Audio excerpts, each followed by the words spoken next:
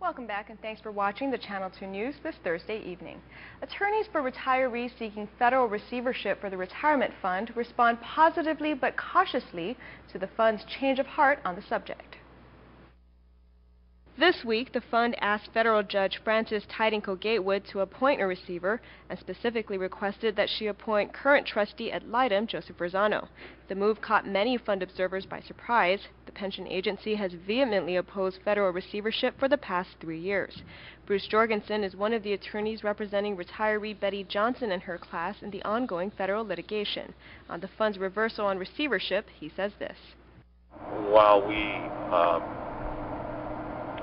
now have seen that turnaround and are cautiously optimistic, we, like you and like the public, are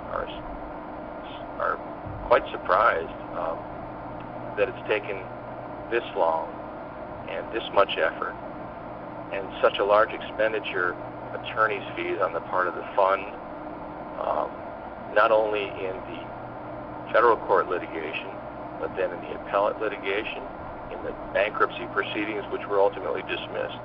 Jorgenson says the fund's push for receivership likely has to do with the court's recent appointment of the trustee ad litem. Last September, Judge Tidenko-Gatewood selected Rosano to act on the fund's behalf because at the time the fund's board lacked a quorum. And that trustee ad litem is an attorney himself, and perhaps is more cognizant of the fiduciary duties involved. And I think to a certain extent,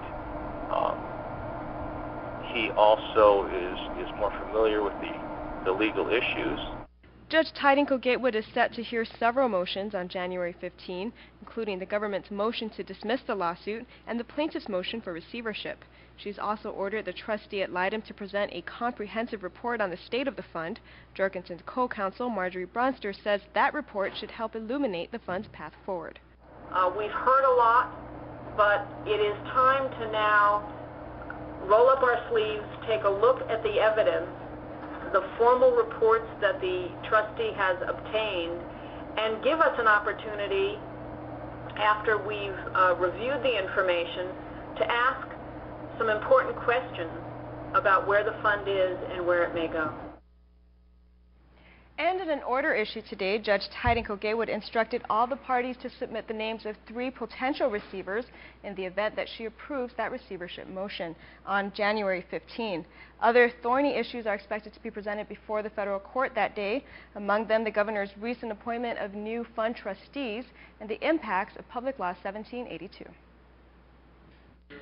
The governor appointed former Republican candidate Jose Lemus and Tinian resident Martin San Nicolas to serve on the fund board.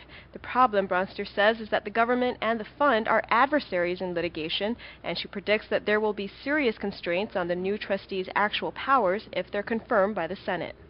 There have been vacancies in the trustees of the fund for quite a while now, and only now, when the trustee ad litem has filed papers that are adverse to the CNMI, is the government trying to fill those vacancies. We are concerned that new trustees would attempt to stop the claims against the government. And we believe that that is the basis for the conflict that we foresee. The potential impact of Public Law 1782 is also likely to be raised in court. The recently enacted law allows non-retired members to withdraw their contributions without penalty. The fund suspended these refunds last month pending further guidance from the court, then this week filed an emergency motion asking the court to allow refunds to resume for members whose employee contributions have been remitted in full. The issue, Bronster notes, is not a simple one. And any action that the fund takes right now could have widespread implications for the fund's ability to meet its obligations. And that's why we believe that this matter should be brought to the attention of the federal court, and the decisions should be made only once we have a complete picture of what those implications are. Because the fund is there to protect all beneficiaries, and it cannot pick and choose which beneficiaries it would like to protect. Ultimately, Bronster says the federal court will have to sort out these and many other complex issues affecting the fund. And as her clients have argued for the past 3 years, what the pension program needs, she says, is an independent receiver. One of the reasons why we support a receiver is because we believe that the receiver must be free to take the actions that are for the benefit of the beneficiaries, all beneficiaries, both the current employees and the retirees. And the receiver must be able to do so without any interference by the government.